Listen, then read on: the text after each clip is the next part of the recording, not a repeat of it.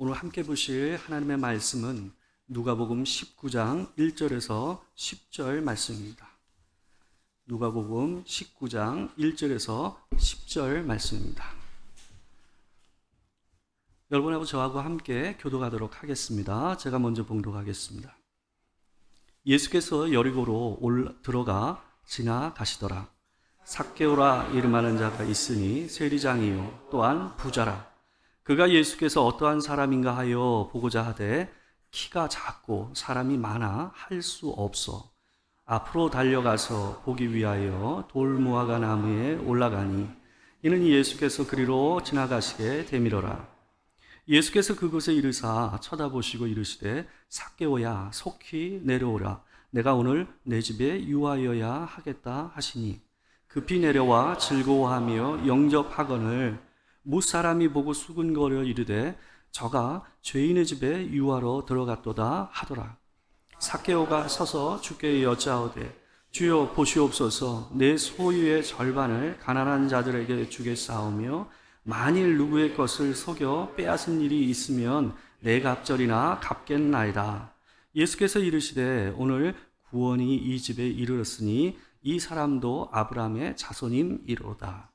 인자가 온 것은 잃어버린 자를 찾아 구원하려 함이니라. 아멘.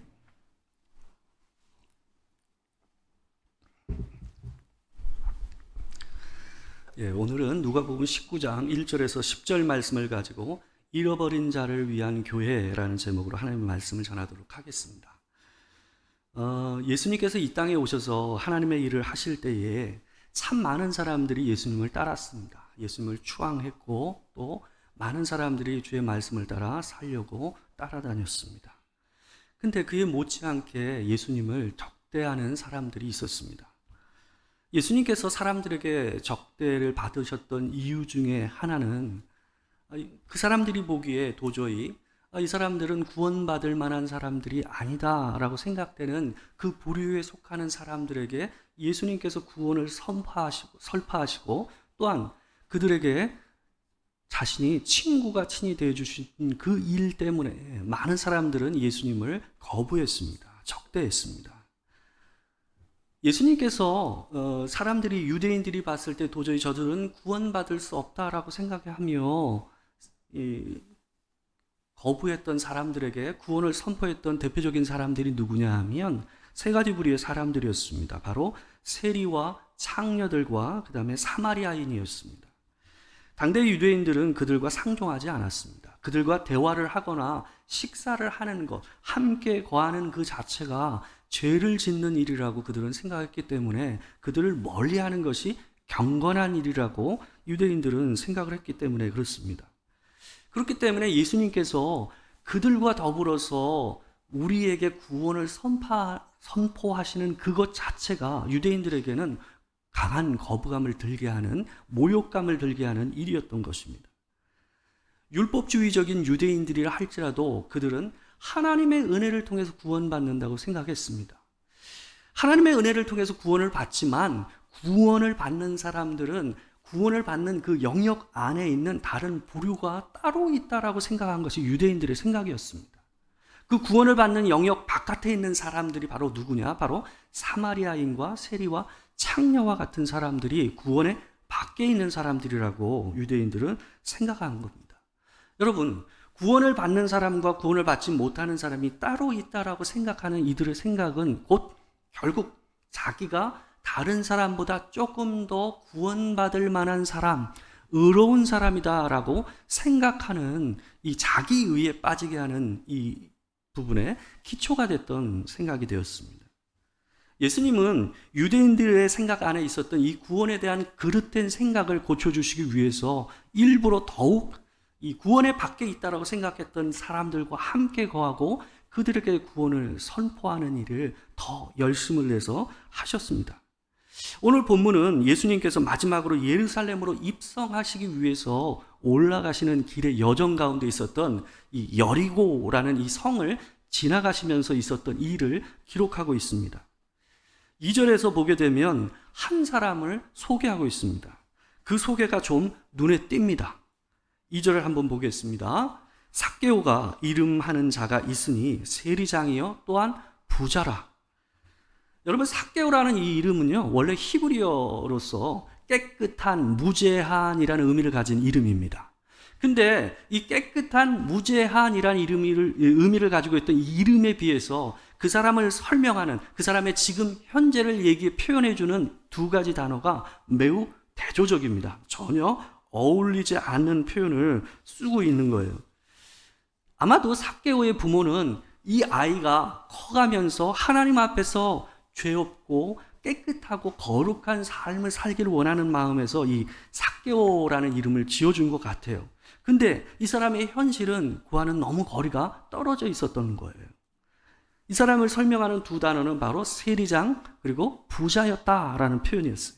여러분, 부자라는 게 죄가 아니잖아요. 부자라는 게 문제는 아닙니다. 근데 문제는 이 부자라는 말 앞에 세리장이라는 이 표현이 함께 있는 것이 이 사람이 부자였다라는 것을 더 큰 죄로 생각하게 만들어주는 표현입니다. 여러분, 그 당대 로마의 지배를 받고 있었던 이스라엘에서 세리라는 역할은 뭐였냐면 로마의 정부에서 세금을 징수하는 것을 대행하는 업자들이 바로 이 세리였습니다. 이들은 이 로마의 일을 대신해서 해주면서 호의호식을 했던 사람들이었어요. 이 사람들은 그러나 로마의 공무원은 아니었습니다. 그 당시에 세금을 징수하는 일을 로마에서는 어떻게 했냐면 입찰을 붙여서 업자들에게 맡겼습니다.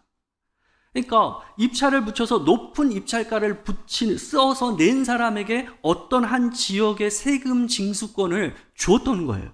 그러니까 지금 여기에 나오는 이 세리장이라고 얘기되고 있는 삭개오도 그와 같은 세금 징수업자였다는 겁니다. 여러분, 근데요, 이 사람들이 입찰가로 냈던 그 돈만큼을 로마에게 주고 그 이상을 걷어내는 부분은 전부 다 누구 거였냐면 그 사람들의 수입이었어요. 이런 구조 때문에 자연스럽게 어떻게 될 수밖에 없었을까요? 세리의 역할을 대행했던 사람들이 가렴주구와 같은 이 혹독한 세금 징수를 할 수밖에 없었어요. 왜요? 더 많이 거둘수록 그게 전부 다 자기 수입이 되니까요. 그로 인해서 자기가 부유해지는 상황이 벌어졌던 거죠. 그렇기 때문에 이 같은 민족이었던 유대인들에게 있어서 이 세리라는 사람들은 증오의 대상이었습니다. 정말 짐승과 같이 여겨졌던 사람들이었어요. 다른 죄인이라고 얘기됐던 사람들은 도덕적으로 율법적으로 문제가 있었던 사람들이지만 그들에게 직접적으로 어떤 피해를 줬던 사람들은 아니었거든요. 근데 이 세리는 어땠습니까? 이 세리가 죄인이라고 불려졌던 이유 가운데는 뭐였냐면 실제로 자기 민족을 힘들게 하고 눌러서 자기 부유함을 채웠던 사람들이었기 때문에 다른 죄인이라고 하는 사람들보다 이 세리는 훨씬 더 사람들에게 증오의 대상으로서 여겨졌던 겁니다. 여러분, 더군다나 이 사람에게 뭐라고 표현이 되고 있습니까? 세리장이라고 표현되고 있어요. 이 사람이 공무원이 아니었기 때문에 장이라는 것이 어떤 지위가 높음을 얘기해주는 표현은 아닐 겁니다. 이 장이라는 표현은 아마도 이 사람이 다른 세리에 비해서 세금 이 징수권을 가지고 있었던 영역이 굉장히 크고 영향력이 컸던 세리였기 때문에 세리장이라는 표현을 쓰지 않았는가 하는 생각이 듭니다. 여러분, 그런데 이 큰 죄인이었던 이 삭개오가 예수님에 대해서 특별한 관심을 보이는 모습이 오늘 본문 가운데 있는 겁니다. 여러분, 그도 많이 몰려든 무리들 속에서 예수님의 말씀을 듣고 싶었어요. 그분의 얼굴을 보고 싶었어요. 그분을 대면하면서 보고 싶었던 거예요. 그러나 그는 키가 작았다고 합니다. 아마도 키가 작았다라는 말을 일부러 얘기한 거 봐서 삭개오가 상당히 키가 작았던 것 같아요. 다른 사람에 비해서 굉장히 키가 작았기 때문에 사람들 사이에 둘러싸여 있는 예수님이 절대 보일 수가 없죠. 뿐만 아니라 사람들의 증오의 대상이었던 이 사람에게 사람들이 틈을 내줄 리가 없잖아요. 또한 그 사람들 사이로 들어갈 용기도 쉽지 않았겠죠. 그래서 이 사람이 선택한 것이 뭐냐 하면 앞으로 달려가는 거예요. 앞으로 달려가서 앞쪽에서 예수님을 보고자 했던 거죠. 우리 4절 한번 같이 한번 읽도록 하겠습니다. 이 사람의 관심사가 특별하다는 걸 우리가 알 수가 있어요. 자, 4절 같이 읽겠습니다. 자, 시작. 앞으로 달려가서 보기 위하여 돌 무화과 나무에 올라가니 이는 예수께서 그리로 지나가시게 되밀어라. 여러분, 삭개오는 예수님의 동선을 생각해서 앞으로 뛰어갔습니다. 그래서 그 앞쪽에 있는 나무 위로 올라갔어요. 돌무화과 나무라고 표현되어 있는데요. 본래 이 돌무화과 나무는 무화과 나무는 아닙니다. 뽕나무예요, 뽕나무. 뽕나무인데 어떤 뽕나무냐면 뽕나무 중에서 열매가 일반적인 뽕나무 열매처럼 열리는 게 아니라 무화과 나무 열매의 모양과 비슷하게 열리는 이 뽕나무가 있었어요. 이 이스라엘에 있습니다. 그런 나무를 가르쳐서 그래서 돌무화과 나무라고 표현한 거예요. 본래는 뽕나무였던 거죠. 그래서 꽤 큰 나무였고, 그러나 올라가기에는 그렇게까지 어렵지 않은 나무였다고 합니다. 그래서 이 사람은 이 뽕나무를 타고 올라가서 예수님을 보고자 했습니다. 여러분, 세리장은요, 그 일의 특성상 그 당시에 두세 개 언어를 해야만 했어요. 사람들에게 증오의 대상이었긴 했지만 세리라는 사람은 그 당시로 보면 상당한 엘리트였습니다. 똑똑하지 않고는 그 일을 할 수가 없는 거였어요. 뿐만 아니라 그 사람이 뭐라고 그랬습니까? 부자라고 얘기했잖아요. 그러면 그 사람이 입고 있었던 옷이 어떤 옷이었을까요? 상당히 비싼 옷감에 좋은 옷을 입고 있었을 가능성이 높습니다. 근데 여러분, 이 사람이요, 자기의 체면 또한 자기의 위치, 자기가 입고 있었던 옷을 생각도 안 해요. 여러분이라면 누이비통 옷 입고 나무 올라가겠어요? 근데 이 사람이 명품 옷을 입고 나무를 타고 그냥 올라가는 거예요. 여러분, 이 모습이 뭘 얘기해 주는 거냐 하면 이 사람이 그만큼 예수님에 대한 관심과 깊은 마음이 있었다라는 것을 반증해 주는 거예요. 일반적으로 저 사람에 대해서 얘기를 듣고 싶다, 이 정도가 아니었던 거죠. 늘 마음에 예수라는 사람에 대해서 들어왔고 또한 그 사람의 얘기를 듣고 싶다라는 생각을 많이 하고 살았던 것 같아요. 여러분, 예수님께서 이 나무 위에 올라가 있는 이 삭개오를 향해서 특별한 행동을 하십니다. 그의 이름을 불러주시는 거예요. 여러분, 생각을 해보세요. 야, 나무에 올라가 있는 그 청년, 이리 잠깐 내려와봐. 나 좀 봅시다. 이렇게 얘기하는 게 아니에요. 본 적도 없고 이름을 얘기한 적도 없는데 그 사람을 향해서 예수님께서 뭐라고 그러는 거예요? 삭개오야, 이리 내려와라. 내가 오늘 너의 집에서 내가 유하여야 하리라 라고 얘기하는 거예요. 여러분, 예수님이 삭개오의 이름을 부를 때에 삭개오에게 그 삭개오야 라고 부르시는 그 말씀 한마디에 여러분, 삭개오에게 어떤 느낌으로 그 말이 들려졌을까요? 여러분, 저는 그렇게 생각돼요. 내가 너의 모든 것을 알고 있어. 삭개오야, 네 죄를 내가 안다. 그러나 그럼에도 불구하고 내가 너와 함께 있기를 원한다 라는 말로서 그에게 얘기하시는 음성으로 분명히 들렸을 가능성이 높습니다. 예수님께서 그의 이름을 알고 계시잖아요. 내가 이미 너를 알고 있어. 내가 너를 만나러 왔어 라는 의미로서 삭개오야 라는 말 한마디가 그 영혼을 녹였을 것입니다. 여러분, 삭개오는 이미 예수님에 대해서 익히 듣고 소문을 알고 있었어요. 이미 예수님께서는 자기 말년에 속하는 시기에 있었거든요. 그래서 예수님은 많은 이적과 기적을 행사하시고 또한 하나님의 말씀과 능력으로 사람들에게 함께 하시는 분이라는 것에 대해서는 이미 익히 들어왔어요. 근데 그 소문보다도 더 중요한 것이 뭐냐 하면 예수님이 여느 유대인들과는 달리 다른 종교 지도자들하고는 달리 예수님께서 세리와 죄인들이라고 여겨지는 이들에 대해서 그들을 멀리하지 아니하시고 그들을 다른 사람과 분리해서 생각하지 아니하고 그들을 하나의 사람으로서 받아들이시고 용서하시는 분이라는 소문을 들었어요. 예수님의 별명이 뭐였습니까? 세리의 친구예요. 세리의 친구라고 알려져 있었어요. 그러니까 남달리 이 삭개오는 뭐 했어요? 예수님 오신다는 그 말씀을 듣고 그 마음 안에 예수님을 만나면서 어쩌면 나도 예수님의 용서하심의 은혜 안에 내가 그 안에 들어갈 수 있겠구나. 그분이 나를 받아주시겠구나. 어느 누구도 나를 받아주지 않는데, 어느 누구도 나를 사람 취급해주지 않는데, 그분만은 내 인생을 받아주시고 이해하시고 용서해 주실 수 있겠구나 하는 생각을 하지 않았겠냔 말이에요. 여러분, 삭개오는 돈도 있었어요. 힘도 있었어요. 멋진 옷도 입을 수 있었어요. 근데 문제는 자기 자신조차도 자기의 인생을 받아들일 수 없었던 사람이 누구였어요? 바로 삭개오였어요. 많은 것을 가지고 있었지만 자기 인생의 가치를 자기 스스로 확인할 수 없었던 사람의 인생이 누구예요? 바로 삭개오의 인생이었어요. 근데 그때 메시아라고 알려져 있었던 예수님께서 그를 향해서 뭐라고 해요? 삭개오야, 이리 속히 내려오라. 내가 내 집에 유하여야 하리라. 여러분, 예수님께서 공개적으로 5절 말씀을 얘기한 것은 상당히 충격적인 거였습니다.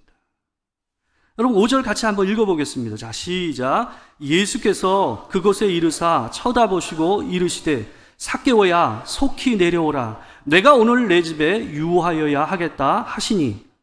여러분, 예수님께서 다른 모든 여리고에 있었던 경건한 유대인들과 종교 지도자들의 집을 마다하시고 누구의 집에 유하시겠다고 하십니까? 그 당시에 어느 누구도 사람 취급을 하지 않았던 삭개오의 집에 내가 오늘 너희 집에서 유하여야 하리라 라고 모든 사람이 있는 장소에서 선언을 하고 계신 거예요. 여러분, 이 말씀은 이 모든 사람들 앞에서 삭개오가 내 친구다라고 선언하시는 말씀이에요. 여러분, 유대인들은 아무하고 식사를 하지 않았어요. 아무하고 한 자리에 있지 않았어요. 식사를 같이 하는 건 유대인 사이에서 생명을 나누는 친구라는 의미를 가지고 있었어요. 그래서 예수님께서 세리와 죄인들과 함께 식사를 하는 장면이 그 당시의 종교 지도자들에게 비난의 대상이었던 거예요. 근데 지금 뭐라 그럽니까? 단순히 식사가 아니라 너희 집에 내가 유하여야 하리라 라고 그 모든 사람 앞에서 선언하고 계신 거예요. 여러분, 삭개오는 이 말씀을 듣고 급히 내려와서 예수님을 영접합니다. 그리고 8절에서 이렇게 고백합니다. 우리 한번 같이 읽겠습니다. 자, 시작. 삭개오가 서서 주께 여짜오되 주여 보시옵소서, 내 소유의 절반을 가난한 자들에게 주겠사오며 만일 누구의 것을 속여 빼앗은 일이 있으면 내 갑절이나 갚겠나이다. 여러분, 삭개오의 고백은 생뚱맞습니다. 그의 집에서 머무시겠다고 하셨는데 그는 자신의 죄를 고백하고 내가 지은 죄로 인하여 자기 재산의 절반을 내놓아서 가난한 자들에게 줄 뿐만 아니라 혹시라도 내가 속여서 사람들에게 빼앗은 것이 있다면 거기에 대해서 4배의 배상을 해서 돌려주겠습니다 라고 선언을 하고 있는 거예요. 여러분, 이 삭개오의 표현은요, 율법을 의식한 표현입니다. 율법에서 어떤 내용이 있냐면 도적질한 것에 대해서 회개하는 사람이 배상의 책임이 있었어요. 그 배상의 책임이 어떻게 됐냐면 도둑질한 물건을 돌려줄 뿐만 아니라 그 물건의 값어치의 5분의 1, 20%를 더해서 그 훔친 사람한테, 이 손해를 본 사람한테 돌려주는 것이 율법의 이 법칙이었어요. 여러분, 그렇기 때문에 이 지금 삭개오가 예수님을 향해서 내 재산의 절반을 가난한 자에게 주고 자기에게 속아서 힘들어진 사람들에게 4배로 갚아주겠다고 얘기하는 얘기는 뭐냐 하면 단순한 고백이 아니라 자기가 여태까지 지은 모든 죄에 대해서 하나님 앞에 고백하는 회개의 내용인 거예요. 내가 다시는 이런 삶을 살지 않겠습니다라고 하나님 앞에서 뭐 하는 거예요? 결단하는 모습을 보여주는 내용이 바로 이 고백의 내용인 거예요. 여러분, 근데 여러분, 율법에서는 몇 프로를 더했다고요? 20%였어요. 근데 이 사람은 400%를 더해주겠다 그러잖아요. 여러분, 그 말은 이 사람이 하나님 앞에서 내가 이제 앞으로 하나님 앞에서 이렇게 살겠습니다 하는 그 의미가, 그 말의 강도가 얼마나 컸는지를 단호하게 보여주는 내용인 거예요. 그래서 여러분 NIV 영어 성경을 같은 경우는요, 이 번역할 때에 이 고백 앞에다 뭐라고 얘기했냐면 here and now라는 표현을 썼어요. 단순히 이 얘기를 보기 좋게 사람들 앞에 선언한 정도에서 멈춘 것이 아니라 삭개오는 뭐라고 얘기한 거예요? 지금 여기서 내가 그 일을 하겠습니다 라고 얘기한 만큼 강하게 예수님 앞에서 자기 인생을 돌이키겠다라고 고백하는 장면인 거예요. 여러분, 예수님께서 삭개오의 이름을 불러주고 그의 집에 유하시겠다고 선언하신 것이 예수님의 구원의 초청이라는 것을 삭개오는 알았던 거예요. 그의 고백을 들으시고 예수님은 그에게 9절과 10절에서 모든 사람 앞에서 이렇게 선포를 하십니다. 같이 한번 읽겠습니다. 자, 시작. 예수께서 이르시되 오늘 구원이 이 집에 이르렀으니 이 사람도 아브라함의 자손이미로다. 인자가 온 것은 잃어버린 자를 찾아 구원하려 함이니라. 예수님은 삭개오가 구원받았다라는 것을, 이미 구원받은 자임을 이 사람들 앞에서 선포하십니다. 여러분, 사람이 구원을 받지 못하는 것은 그 사람이 너무나 큰 죄를 지었기 때문이 아닙니다. 여러분, 사람이 용서를 받지 못하는 것은, 하나님 앞에 용서를 받지 못하는 것은 그 사람이 용서받지 못할 죄를 지었기 때문이 아닙니다. 사람이 용서받지 못하는 것, 하나님 앞에 죄사함을 받지 못하는 이유는 한 가지입니다. 자기가 죄인임을 인정하지 않기 때문입니다. 하나님께서는 삭개오의 이름을 부르시듯 우리 인생에서 우리의 이름을 부르십니다. 하나님은 지금도 이렇게 잃어버린 죄인들을 찾으십니다. 여러분, 누가복음 15장 1절에서 그 이하의 내용을 보시게 되면 세리와 죄인들이 예수님의 말씀을 듣기 위해서 몰려왔다고 얘기합니다. 근데 그 상황을 보면서 바리새인들과 서기관들이 그 모습을 보며 힐난을 하고 죄인들과 함께한다라고 예수님을 욕하는 장면이 나와요. 그때 예수님께서 그들을 향해서 말씀하시는 비유의 내용이 있습니다. 15장 4절에서 7절 말씀입니다. 우리 같이 한번 읽어보겠습니다. 자, 시작. 너희 중에 어떤 사람이 양 100마리가 있는데 그 중에 하나를 잃으면 99마리를 들여 두고 그 잃는 것을 찾아내기까지 찾아다니지 아니하겠느냐? 또 찾아낸 즉 즐거워 어깨에 메고 집에 와서 그 벗과 이웃을 불러 모으고 말하되 나와 함께 즐기자. 나의 잃은 양을 찾아내었노라 하리라. 내가 너에게 이르노니 이와 같이 죄인 한 사람이 회개하면 하늘에서는 회개할 것 없는 의인 99으로 말미암아 기뻐하는 것보다 더하리라. 여러분, 하나님을 잃어버린 영혼을 찾을 때까지 찾으신다고 얘기하십니다. 찾으시면 그 기쁨을 이기지 못해서 자기뿐만 아니라 그 주변에 있는 이웃들에게 그 기쁨을 나누자고 함께 불러서 잔치를 하시겠다라고 얘기를 합니다. 여러분, 근데 여기 뭐라고 얘기합니까?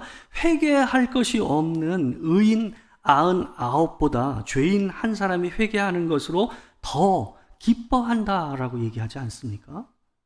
여러분, 근데 여러분, 과연 사람 중에서 회개할 것이 없는 사람이 있습니까? 그런 사람은 없습니다. 회개할 것이 없는 사람이 있는 것이 아니라 회개할 것이 없다라고 스스로 믿고 착각하며 사는 사람이 있을 뿐이에요. 자기가 죄인됨을 인정하지 않고 자기가 잘 살고 있고 괜찮다라고 생각하며 사는 사람이 있을 뿐인 거예요. 여러분, 예수님의 부르시는 음성에 삭개오처럼 마음의 문을 열고 자신의 죄를 인정하고 영접한다면 누구나 그 구원의 은혜를 받을 수 있습니다. 계시록 3장 20절 말씀입니다. 제가 한번 읽어드리겠습니다. 같이 한번 보시죠. 볼지어다 내가 문 밖에 서서 두드리노니 누구든지 내 음성을 듣고 문을 열면 내가 그에게로 들어가 그와 더불어 먹고 그는 나와 더불어 먹으리라. 여러분, 제가 국민학교 이제 저학년 때 저희 아버지가 저희 형하고 저를 교회에 보내셨어요. 제가 신당동에서 자랐거든요. 그래서 신당중앙교회라는 교회가 제가 어렸을 때 다녔던 교회예요. 그 신당동 가시면 그 도로변에 있는 교회입니다. 오래된 교회죠. 근데 이제 아버지께서 교회 다니시는 분이 아니에요. 교회 다니시는 분이 아닌데 교육에 좋을 것 같아서 저희 형하고 저를 갖다 교회를 보내셨어요. 어렸을 때 본인도 주일학교를 경험하셨거든요, 우리 아버지가. 그래서 그게 본인한테 좋은 인상으로 남아 있으셨던 것 같아요. 그래서 저희 형과 저를 교회로 가라고 보내신 거예요. 근데 여러분, 제가 교회 가는 게 좋았겠습니까? 교회 지루하잖아요. 그죠? 지루하잖아요. 뭐가 재밌어요, 교회가. 가서 헌금 주시면 그 헌금 가지고 때로는 가기 싫어가지고 형하고 만화가게 가서 그 현금으로 만화도 보고 그러고 교회 갔다 왔다고 집에 가기도 하고 그랬던 시절이 있었습니다. 어느 날이었습니다. 주일날에 이제 교회를 갔어요. 근데 그 교회 가 있는데 어떤 상황이었냐 하면 그날도 동일하게 제가 장난치고 까불고 그러면서 예배를 드리고 있었죠. 근데 한 달에 한 번인가요? 담임 목사님이 이 주일학교 예배에 오셔가지고 이 축도만 하고 가시는 때가 있었어요. 보통 그런 경우 있잖아요. 근데 그날도 담임 목사님이 오셔가지고 축도를 하시는 거예요. 그러니까 축도하는 모습이 특이해서 재밌어서 저는 이제 당연히 눈을 뜨고 그걸 쳐다보고 있었어요. 쳐다보고 있는데 희한한 경험을 했습니다. 초등학교 3, 4학년밖에 안 됐던 저한테 그걸 바라보는 동안에 놀라운 그 평안 같은 게 제 안에 확 들어오는 걸 제가 느꼈어요. 어린 제 마음에도 이거는 좀 이상하다 하는 감정으로 제 안에 훅 들어오는 거였어요. 왜 이런 걸 느끼지 하는 생각을 했습니다. 그때는 잘 몰랐어요. 근데 그것에 대한 인상은 굉장히 깊었어요. 제가 초등학교 고학년이 돼가지고 국민학교 고학년이 돼서 교회 안 다녔거든요. 보통 사람들은 청소년기에 교회를 떠나잖아요. 근데 제가 중3 때 다시 교회 나가기 시작했어요. 근데 왜 교회를 나가기 시작했냐면 그 어릴 때 경험했던 특별한 경험이 잊혀지지가 않았어요. 한 번도 그때 말고는 경험해 본 적이 없던 감정이었거든요. 지금의 생각해 보면 하나님께서 저한테 특별하게 어린 저에게 삭개오를 부르듯이 완이가 내가 너에게 평안을 주노라 라고 얘기하시는 그런 음성이었던 것 같아요.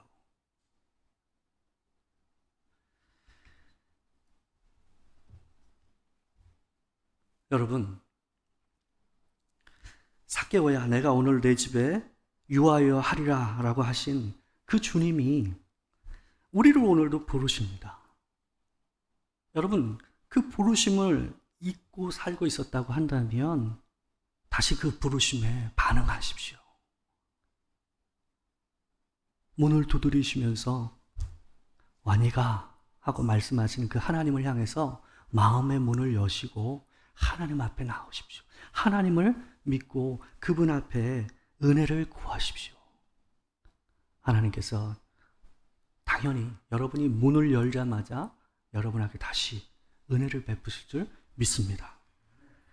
삭개오가 그 이름대로 삭개오여서 여러분 깨끗해진 게 아닙니다. 예수께서 삭개오야 라고 불러주시는 그 부름 앞에서 진짜 그 이름대로 그 영혼이 무죄해지고 깨끗해지는 경험을 했습니다. 여러분, 하나님께서는 언제나 여러분을 부르십니다. 언제나 하나님께서 여러분의 인생에 함께 하시기를 바라십니다.